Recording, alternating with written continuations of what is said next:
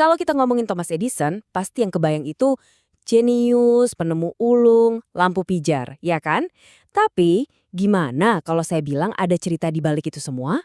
Sebuah cerita yang mungkin bakal mengubah cara pandang Anda soal apa itu kesuksesan. Coba deh bayangin seorang jenius. Pikiran kita kan seringnya langsung ke gambar siswa teladan, yang selalu dapat nilai A, yang selalu ranking 1. Nah, kita sering mikir Thomas Edison juga kayak gitu. Tapi beneran nggak sih? Kenyataannya, wah jauh banget dari itu. Malah kebalikannya. Edison itu secara konsisten jadi yang peringkatnya paling bontot di kelas. Dan ini makin parah. Kepala sekolahnya sendiri loh yang bilang dia itu bingung dan kasarnya nih otak udang. Bayangin, dapet julukan sekejam itu dari guru. Pasti berat banget kan buat seorang anak kecil? Nah, inilah awal mula perjalanannya.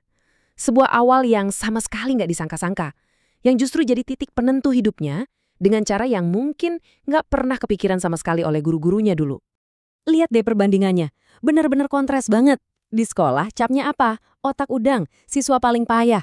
Tapi kenyataannya, dalam sejarah, dia jadi penemu terhebat, seorang jenius yang mengubah dunia dengan lebih dari 1.000 paten. Ini nunjukin banget kan betapa label itu bisa salah total? Justru karena dianggap gagal di sekolah inilah, hidupnya malah berbelok ke jalur yang sama sekali beda, jauh dari bangku sekolah formal. Jadi, kira-kira berapa lama sih dia tahan di sekolah formal? Setahun? 2 tahun? Jawabannya bakal bikin Anda kaget. Cuma 3 bulan. Yap, Anda nggak salah dengar. Cuma 3 bulan. Setelah itu, dia keluar dari sekolah dan nggak pernah balik lagi. Selesai sudah pendidikan formalnya. Oke, sekarang kita lupakan sejenak kegagalannya di sekolah. Mari kita lihat sisi lainnya. Warisan penemuannya yang luar biasa, yang benar-benar mengubah dunia. Ingat angka 3 bulan tadi? Sekarang bandingkan dengan angka ini. 1093. 1093 itu adalah jumlah paten yang terdaftar atas namanya. Dan itu rekor dunia. Nggak ada loh satu orang pun di dunia ini yang punya paten sebanyak itu.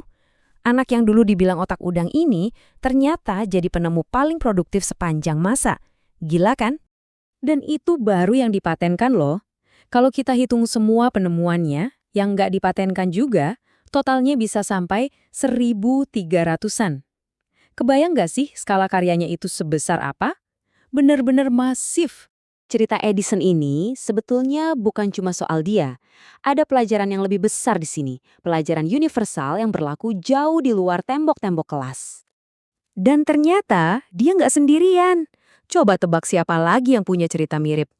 Albert Einstein, jenius lainnya yang juga punya masalah di sekolah. Ini seakan-akan jadi pola ya, kalau para pemikir hebat itu seringkali justru nggak pas sama sistem sekolah yang serba kaku. Ujung-ujungnya apa yang dia berikan ke dunia? Listrik, rekaman suara, film, itu dampaknya jauh lebih besar daripada nilai-nilai akademis para profesor atau sarjana manapun. Kontribusi nyatanya itulah yang dihitung, bukan angka di rapor. Dari sini, kita bisa tarik sebuah prinsip. Sebut saja prinsip Edison. Intinya, riwayat akademis itu seharusnya nggak pernah jadi tembok penghalang buat sukses. Ini sering banget kita lihat di dunia bisnis kan? Banyak orang yang kelihatannya biasa-biasa aja, tapi begitu nemu jalannya sendiri, mereka langsung melejit. Nah, sekarang kita sampai di bagian akhir, di mana kita coba merenungkan lagi apa sih arti sukses yang sebenarnya.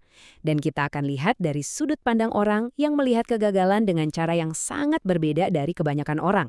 Edison sendiri pernah bilang, dan ini dalam banget, katanya orang sukses itu bukan orang yang nggak pernah gagal, tapi orang yang selalu bangkit lagi setiap kali gagal dan nggak pernah berhenti mencoba.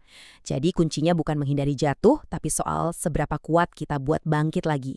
Jadi cerita Thomas Edison ini ngingetin kita semua, kalau label dari orang lain, ranking di kelas, atau ekspektasi mereka, itu semua nggak mendefinisikan siapa kita sebenarnya.